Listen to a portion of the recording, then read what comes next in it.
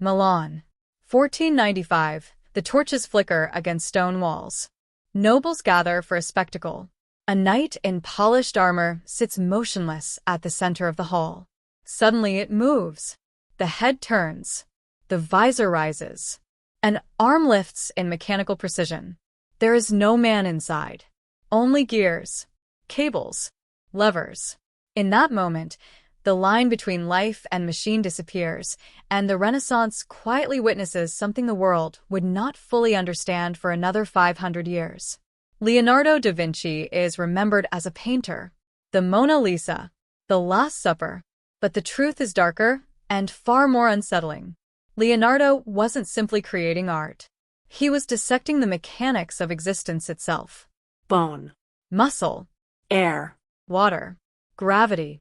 war. He studied them not to admire them, but to master them. And the most disturbing question isn't whether his machines were real. It's whether the world was lucky they never fully were. Let's begin with flight, humanity's oldest obsession. In the late 1400s, while Europe was trapped in medieval warfare and superstition, Leonardo was sketching something radical: the aerial screw. A massive helical sail, designed to rotate and push against the air. His theory was elegant. If a screw can burrow into wood, a rotating screw could burrow into air. Today, we understand the physics. Lift requires downward acceleration of air mass. The faster the airflow displaced, the greater the upward force. Leonardo didn't have Newton's formal laws. He didn't have Bernoulli's equations. But through observation alone, watching birds, studying vortices in water, he grasped the principle of fluid displacement. The fatal flaw wasn't conceptual. It was power-to-weight ratio. The linen sail was too heavy. The wooden mast too dense. Human muscle incapable of generating the RPM required to produce vertical thrust. The torque demands would exceed biomechanical limits. In short, Leonardo understood aerodynamics centuries early, but he lived in the wrong technological era. Fast forward to 2019. Engineers at the University of Maryland revisited his design. They replaced human operators with electric motors, substituted wood with lightweight composites, modified the single screw into multiple propellers for stability, and it lifted. 5 centuries later, Leonardo's ghost finally touched the sky.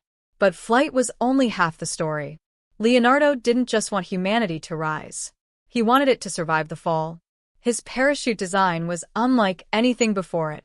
A rigid pyramidal frame wrapped in linen. Most experts dismissed it as impractical, too heavy, too unstable. But modern aerodynamic modeling reveals something extraordinary. The pyramid structure would create a stable center of pressure. The large flat surfaces would generate sufficient drag. In 2000, a British skydiver tested it using historically accurate materials. The wooden frame weighed nearly 190 pounds, 10 times heavier than modern parachutes. And yet, it descended smoothly. Leonardo understood drag coefficients without the vocabulary to name them. But where his genius becomes morally complicated is in warfare. When Leonardo sought employment in Milan, he didn't lead with art. He led with weapons. Siege machines, defensive systems, armored vehicles. One design stands out: the tank. A circular armored vehicle with sloped sides, engineered to deflect incoming projectiles. Modern armored vehicles still use angled plating for precisely this reason. Impact energy disperses rather than penetrates. Inside the machine, cannons arranged in 360 degrees. A mobile fortress. But buried in the blueprints was a gear system that would cause opposing wheel rotation, canceling movement entirely. Was it an error? Or intentional sabotage? Some historians believe Leonardo inserted mechanical flaws deliberately. He feared misuse. He understood that once war machines exist, they cannot be controlled. Then there was the giant crossbow, 24 meters wide, mounted on 6 wheels. The engineering strain alone would challenge even modern materials. But its purpose may not have been efficiency. It was terror. Psychological warfare before the term existed. A machine designed to break morale before it ever fired. Leonardo didn't just understand physics. He understood fear. And then he turned his attention beneath the surface. After political upheaval forced him from Milan, Leonardo approached Venice with a radical proposal: underwater sabotage. An army beneath the sea. He designed what may be history's first diving suit, leather bodysuit, breathing tubes connected to a floating cork reservoir, intake and exhaust separation. The principle resembles a surface-supplied air system. Modern reconstructions in 2002 confirmed it functioned. But here's where it gets darker. The suit included subtle valve misplacements, minor design ambiguities. Once again, possibly intentional. Leonardo envisioned underwater soldiers drilling holes into enemy ships below the waterline. An invisible war. Centuries before submarines. And finally, the machine that blurs the boundary between anatomy and engineering, the mechanical knight.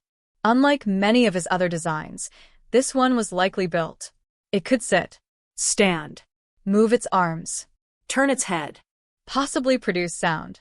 The mechanism relied on pulleys and cable tension systems mapped to human muscle groups. Leonardo had dissected cadavers in secret, often illegally, to understand biomechanics. He studied how tendons pulled bone, how leverage created motion. Then he replicated it. What makes the mechanical knight extraordinary isn't that it moved. It's that it embodied biomimicry. Leonardo compared skeletons to mechanical frameworks, muscles to tension lines, joints to pivot systems.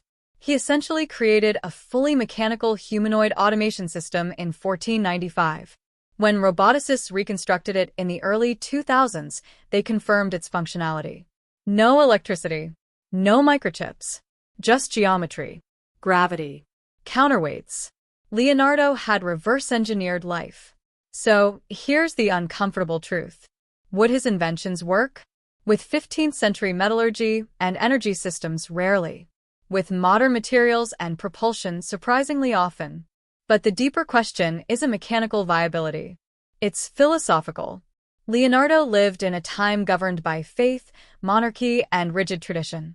Yet his notebooks reveal a mind obsessed with systems, forces, equations, centuries before formal scientific frameworks existed.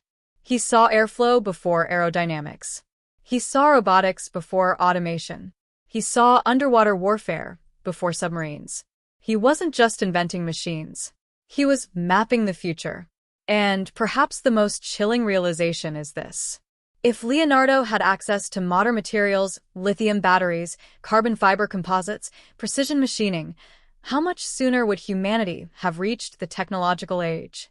Was he a genius ahead of his time? Or a dangerous visionary constrained only by the limits of a century? The night in Milan wasn't just entertainment. It was a warning. Because sometimes the most powerful inventions aren't the ones that work immediately. They're the ones that wait.